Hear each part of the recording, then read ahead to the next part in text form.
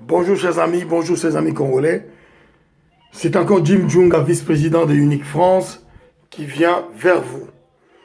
Pendant tout l'été, j'ai échangé des informations avec vous pour vous démontrer que la situation qui prévaut au Congo n'est pas une situation saine. C'est-à-dire que les gens qui au Congo aujourd'hui sont en train de négocier ne sont pas des gens valables simplement parce que vous devez vous rappeler de la situation de la France sous le gouvernement de Vichy. Les vichistes, ce sont les gens qui ont accepté la domination des nazis sur la France en gardant un morceau de France pour dire que la République existe toujours. C'est ce que je vois dans les négociations qui sont présentes avec la Cinco pour décider de l'avenir du Congo. Et ce qui est très grave, c'est que de ces négociations-là sont exclues la majorité, c'est-à-dire la composante de la République qui s'est battue pour qu'il y ait ces changements, pour que Kabila ne fasse pas ce qu'il a voulu faire. C'est-à-dire la diaspora congolaise, avec un leader charismatique qui s'est imposé, le docteur Georges Alula. Comment cette composante ne peut-elle pas être présente à ces négociations-là? Voilà. C'est pour cela que je vous ai toujours expliqué que lorsqu'on fait des magouilles, on essaie toujours d'aller vite et d'étouffer la bête. Sauf que les discussions achoppent sur plusieurs points. Notamment le fait que Kabila n'est pas là, le fait qu'on ne peut pas imposer la CENI à tout le monde, etc. Il y a 4 points d'achoppement. Donc, si vous regardez mes communications sur Facebook, vous verrez. Mais j'ajoute un 5e point en double. Comment est-ce qu'on peut faire ces négociations-là sans la diaspora combattante congolaise? Donc, cette diaspora combattante est composée d'activistes congolais, des partis politiques congolais, qui sont par exemple Unique Unité Nationale et Intégrité du Congo, et d'autres. Comment est-ce qu'on peut faire quelque chose qui engage toute la nation sans ça?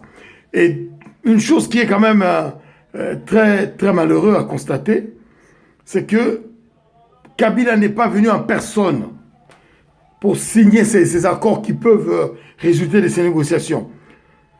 Moi, je veux vous rappeler 1995, où on a vu le général, 1997, le général Mobutu diminuer, etc., mais étant encore le chef d'État de la République du Zaïre, se lever en personne pour aller faire les négociations avec Joseph Kabila, Laurent Désiré Kabila, dans le fameux bateau sud-africain Outenika. Il est parti en personne, il a signé, il a engagé la République. Et là, Kabila, pour montrer qu'il est d'une arrogance, d'un mafoutisme total par rapport au Congo, il ne vient même pas, il y a ses partisans qui le représentent, qui défendent. Non, le président n'a pas à venir. Non, il doit venir. C'est qui? Et je pose une autre question, j'ai dit, mais pourquoi négocies-tu avec Kabila? Quel est le titre de Kabila dans ces négociations? Parce qu'il n'est plus rien, c'est un citoyen, soi-disant. Alors moi, je vous dis une simple chose, c'est que dans la façon dont vont ces choses-là, c'est inacceptable.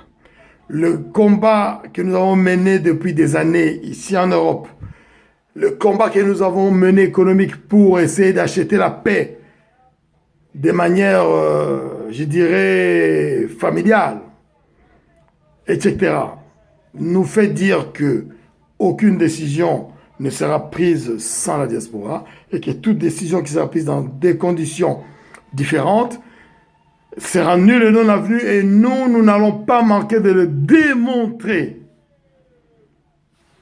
Donc ainsi, je vous invite, chers compatriotes congolais, à rester vigilants. Les points d'achoppement qui sont là-bas, ce sont des points d'achoppement des magouilleurs.